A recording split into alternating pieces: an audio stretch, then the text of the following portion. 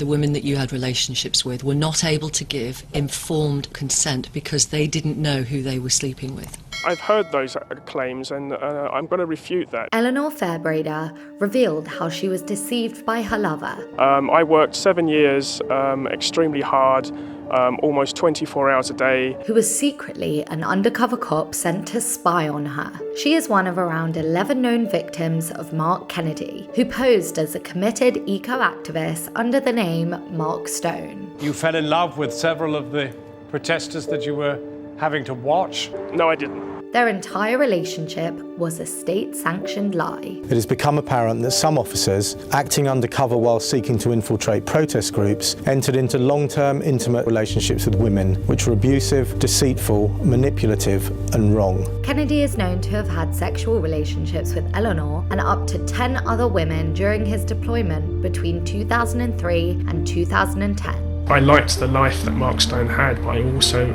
enjoyed the job that Mark Kennedy had. Kennedy attended the Sumac Centre, a community hub in Nottingham, from 2003 as part of the National Public Order Intelligence Unit. However, he had been sent to spy on the activists' work. Eleanor said that she and Kennedy were friends for 7 years after meeting at the centre, and at one point their relationship progressed to become romantic. In 2008, our relationship developed and we were lovers for a while. What she didn't know was that Kennedy was secretly married with 2 children. Well, we were falling in love. You know, these things just happen. He was so convincing in his role as an environmental activist fighting against climate change that he was even willing to be beaten up by the police while attending protests. He had a passport in his undercover name. Like, who else can do that? Kennedy also formed a long-term relationship with Eleanor's friend, Kate Wilson, by pretending they supported the same football team, liked the same music, and had the same traveller lifestyle. Had a relationship with a man that I knew as Mark Stone. He moved into a house with me and some friends, and we lived together for over a year. Kennedy and Kate split amicably after a year, and he then began a 6-year relationship with another of Eleanor's friends, Lisa. I did have some very good friendships. I met some very amazing people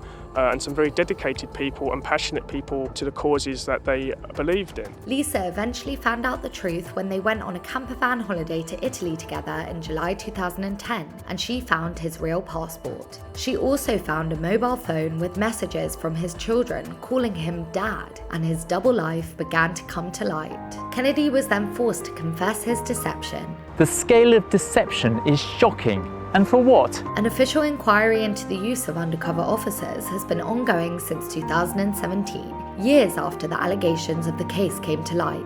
The inquiry found they adopted the identities of dead babies and even formed sexual relationships with Green campaigners and trade unionists. In 2021, Kate won a landmark tribunal case against the Metropolitan Police for breaches of her human rights, in which Eleanor was a witness. It seems to be that when things were good, everybody was happy, and now that I've been exposed, the opportunities to find a scapegoat seems to have dropped at my door. Kennedy blamed the Met for failing to protect him from falling in love with the members of the environmental groups. The thing that frustrates me hugely is I didn't really want this attention. The National Public Order Intelligence Unit operated in secret for over 50 years, monitoring over 1,000 political groups. The victims are now telling their stories.